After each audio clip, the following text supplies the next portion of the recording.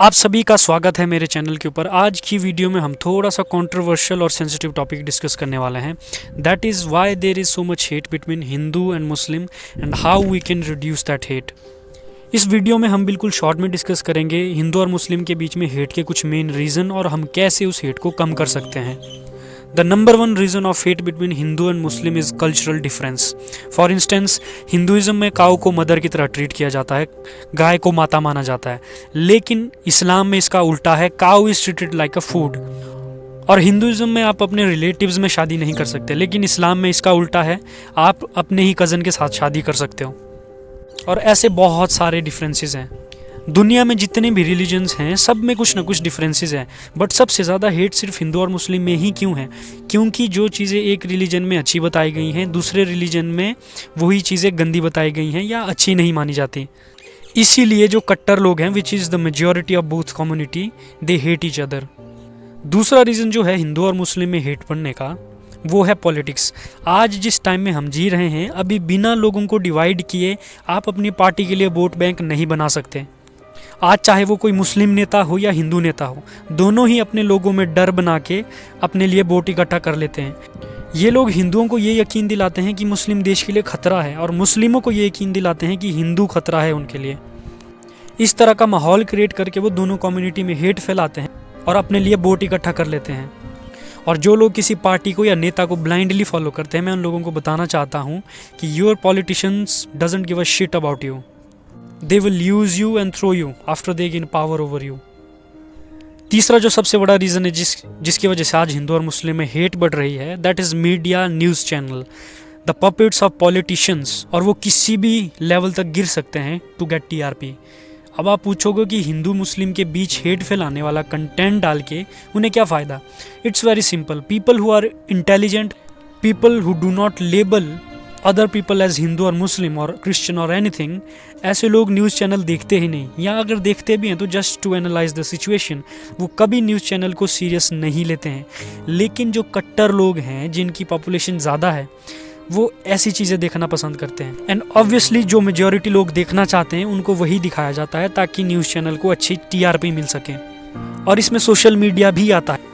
Social media में Hindu phobic और Islamophobic content की कमी नहीं है। इसकी वजह से जो लोग अभी तक इन सब चीज़ों से अनअवेयर हैं, जो अभी इस हिंदू मुस्लिम वाले झगड़े में एंटर नहीं हुए हैं, या जिन्हें पता ही नहीं है कि इंडिया में ऐसी भी सिचुएशन है, जब वो लोग ये कंटेंट कंज्यूम करेंगे जो कि डेली बेसिस पे लोग कर रहे हैं, based on their belief system, childhood conditioning and religion, they become extremist. और जितने ज़्यादा कट्टर लोग दोनों कम्युनिटी में बनते जाएंगे, उतनी ज़्यादा हेट दोनों कम्युनिटीज़ में फैलेगी। हेट का जो चौथा रीज़न है, हो सकता है इफ़ यू आर अ मुस्लिम आपको हर्ट हो जाए या आपको रूड लगे, बट खुद को न्यूट्रल दिखाने के लिए मैं सच को नहीं छुपा सकता। So the fourth reason is that Muslim कहीं और से आए थे, इंडिया को उन्होंने इन्वेड किया, यहाँ के लोगों को मारा, तलवार के ज़ोर पे कन्वर्ट किया, 800 सालों तक हिंदुओं के मंदिरों को तोड़ा, हिंदुज़म को ख़त्म करने की कोशिश की, जो कि अभी तक हो रही है। और जब मैं ये बात बोल रहा हूँ तो I am not talking about you if you are a मुस्लिम।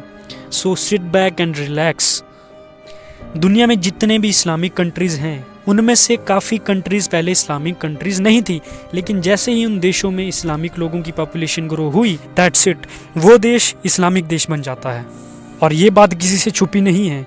हिंदुओं के पास ये दो सबसे बड़े मेन रीज़न हैं मुस्लिम्स के अगेंस्ट आवाज़ उठाने के। तो ये दो स्ट्रॉन्ग फैक्टर हैं जो हिंदू और मुस्लिम के बीच में हेट को बढ़ावा देता है। So the next question is how to reduce this hate. जिन लोगों ने कट्टरता के बॉक्स में अपनी इंटेलिजेंस को बंद कर दिया है, वो कभी भी रिलीजन से ऊपर उठ के चीज़ों को नहीं देख सकते। ये लोग वो होते हैं जो सिर्फ रिलीजन देख के लोगों को जज करते हैं। You know what is religion? It's a belief system.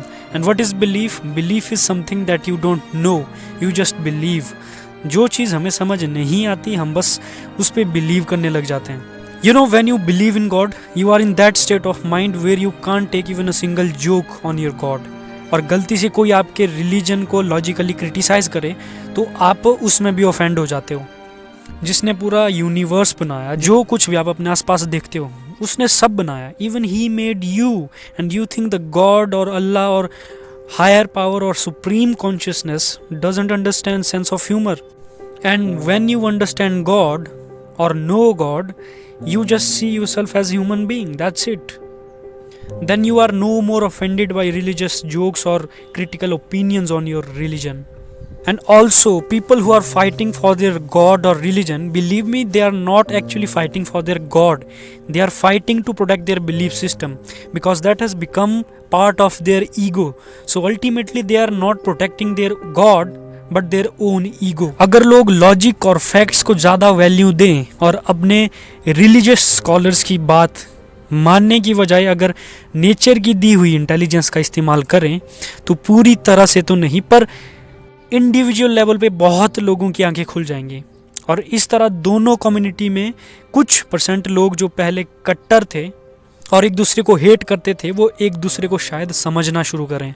I'm not saying that you should not respect your culture, but I'm just saying that if someone does not believe in your religion, please don't hate them. If you cannot do this, at least don't harm them. और and में मैं यही बात बोलना चाहूँगा कि don't follow and take serious your politicians, because they are the one who spread hate and divide people.